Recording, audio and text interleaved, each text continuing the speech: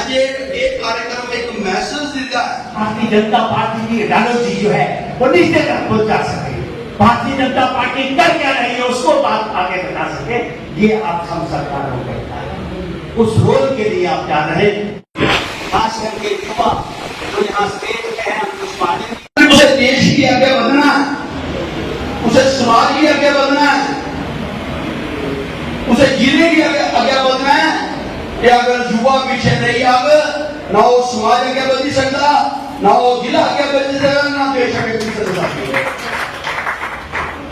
और जिन्हें जब उसने गल की थी, ने गल की थी, जिस तरीके के रामचंद्र जी और हनुमान जी का सारा इस तरीके का समाज युवा का एक बड़ा बड़ा रोल है साथियों। आना चाहते हैं कि साथियों की जरा कोशिश करें सारे को कम, सारे को आसान काम पढ़ाई, मतलब अपने आप की अपने आप की व्यस्त कम्युनिटी के सारा किए बोला असं अपने आप की किया सर्वाइव करना है।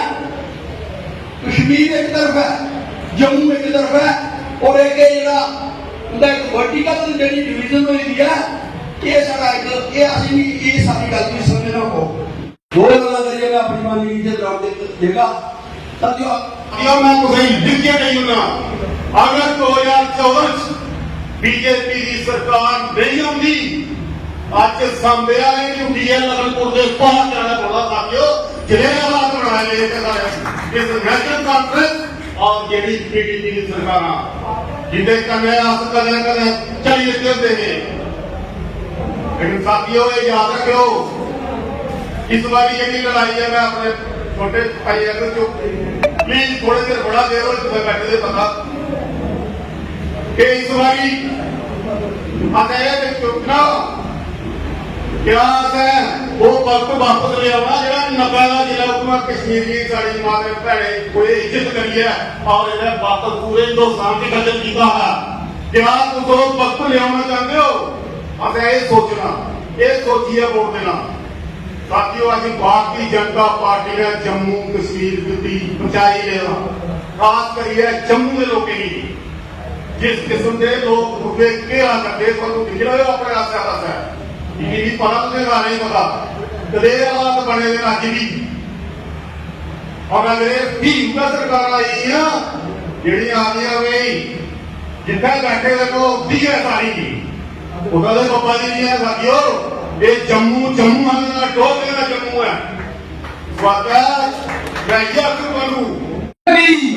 भारतीय जनता पार्टी जिंदाबाद, भारतीय जनता युवा मोर्चा।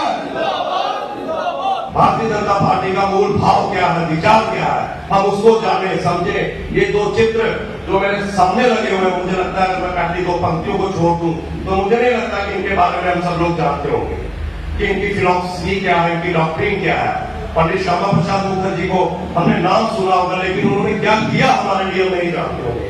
तो मैं अपने युवा साथियों से आह्वान करता हूं कि अध्ययन करिए, पढ़िए किस प्रकार से इन्होंने 1901 में इनका जन्म हुआ और 1953 में इनका देहांत हुआ।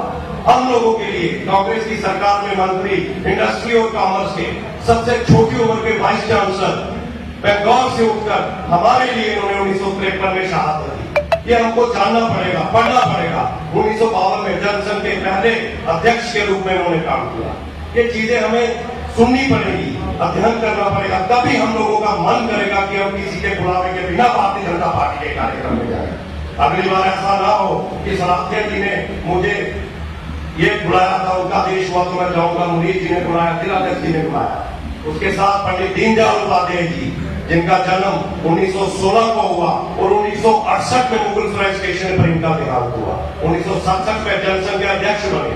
ये हमें जानना होगा कि मथुरा में इनका जन्म हुआ, इनकी फिलॉसफी क्या थी, इंटेग्रल ह्यूमैनिज्म, अंत्योदय जो पंक्ति में सबसे अंतिम है, उनके तक हमें पहुंचना है। ये भारतीय जनता पार्टी का विचार है। दोस्तों, हमें खुद को पहचानना होगा। हम वो लोग हैं जिन्होंने सागर पे सेतु बांध दिया, हम वो लोग हैं जिन्होंने आकाश को, गंगा को धरती पर लाया। तो ये हमारी पृष्ठभूमि है, हमें खुद को जानना पड़ेगा, हमें पढ़ना पड़ेगा कि समस्त विश्व को परिवार मानने वाले हम लोग, ये भारतीयों की संस्कृति है। अंत्योदय की बात करते हैं, वासुदेव कुटुंबकम की बात हम लोग करते हैं, सर्वे परंतु सुदिना सर्वे संतु देना गया सर्वे भद्राणी पाचन तू भाव करते जो कहे। तो ये भाव भारतीय जनता पार्टी के लोगों का है। अगर हम लोग इसको पढ़ेंगे तभी हमारा मन करेगा कि नहीं यार हमें भारतीय जनता पार्टी के विचार के साथ जुड़ना पड़ेगा।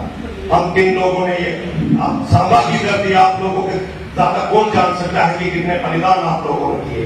किस प्रकार से आज राहुल गांधी किस प्रकार से जब संविधान की प्रतियों को लेकर घूमता है। और मैं बताना चाहता हूं इस मंच के माध्यम से कि सबसे पहले संविधान की हत्या कब हुई, जब 1954 के प्रेसिडेंशियल ऑर्डर से 35A को इसमें इंडक्ट किया गया। साथ जानते होंगे without the consent of parliament, तब इस संविधान की हत्या हुई। और जब 1975 में प्रियम्बल में सेक्युलर वर्ड जोड़ा गया तब इस संविधान की हत्या हुई। और आर्टिकल 352 की पावर को एक्सरसाइज करते हुए जब इस देश में इमरजेंसी लगाई गई 21 महीने के लिए तब इस संविधान की हत्या हुई। मैं इस मंच के माध्यम से युवाओं को बताना चाहता हूँ 26 दिसंबर को चाचा नेहरू का जन्मदिन मनाने की हमें जरूरत नहीं, जिसने अपनी महत्वाकांक्षाओं को पूरा करने के लिए इस देश का विभाजन किया। 26 दिसंबर को वीर बाल दिवस मनाइए, जिन्होंने 8-10 साल की उम्र में दीवारों में चुनना स्वीकार किया और अपना तारा नहीं छोड़ा। इस मंच के माध्यम से आप युवाओं को ये बताना चाहता हूँ कि क्या क्या हम लोगों ने झेला है, हम किस भाव से किस धरती से हम लोग आते हैं।